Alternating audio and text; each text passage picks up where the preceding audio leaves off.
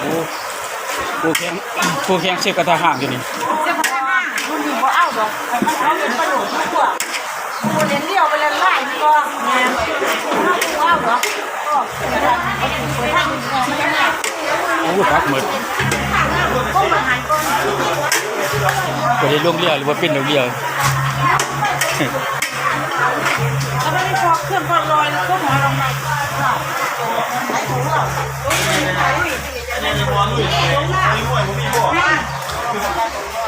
ร้าน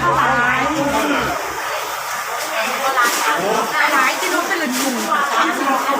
อาหนึ่งน้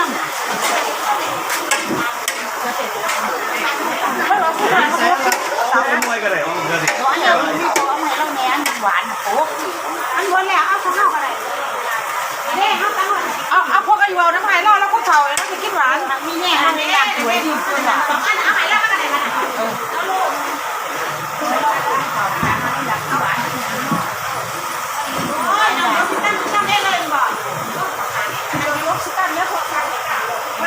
เขาเคยกินฝีมือลูกเขามานั่งรอผัดที่ไม่ตักลอยหัวที่แหละพอปัญญามาพอเต็มทั้งนั้นว่าแต่เขาห่อเนี่ยว่าถ้าพูดก็เลยไปได้ห่อไหนไงอันนี้ก็ห่อครบแล้วห่อเลย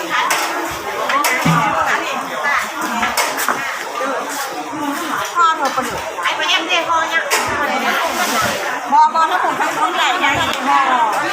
คนเดียวเขาอะไรนะแล้วมันเอ็มเดียวกันเลยไม่ห่อ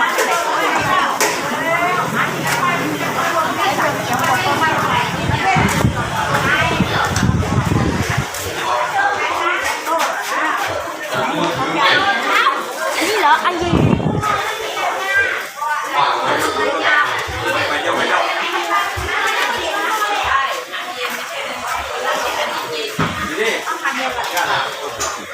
การจับไม้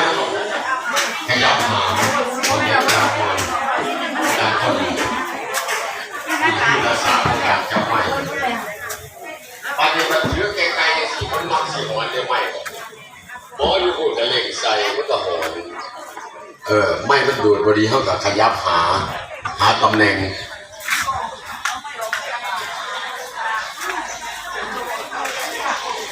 ทานเหมือนมือนี่ทานไม่บกเหมือนใส่ไม่สาย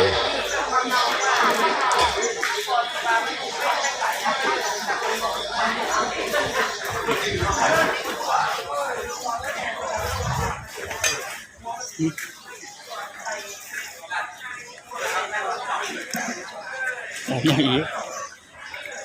เอาเงินที่ขายคนเย็นสวย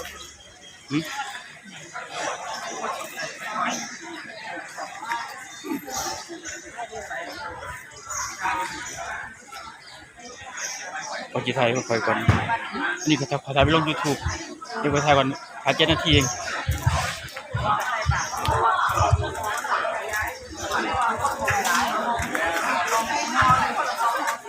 ครับตอนนี้ก็โค้งสีพร้อมนะครับลำดับต่อไปก็ขอเรียนเชิญอาจารย์สุนันท์ทองพันธ์จุด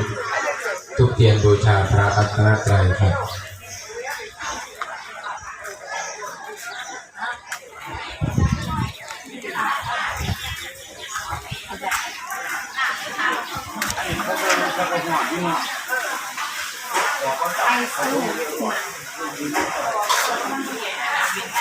อานาวิน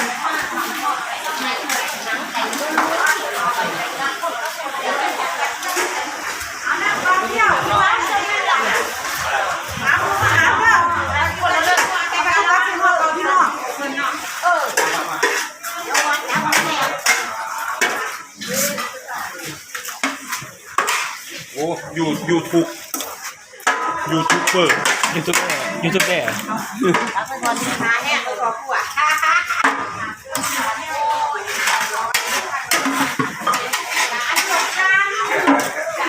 กัดเสร็จแล้วผู้ยังจะพัดใจก็พัดหนูกับพัด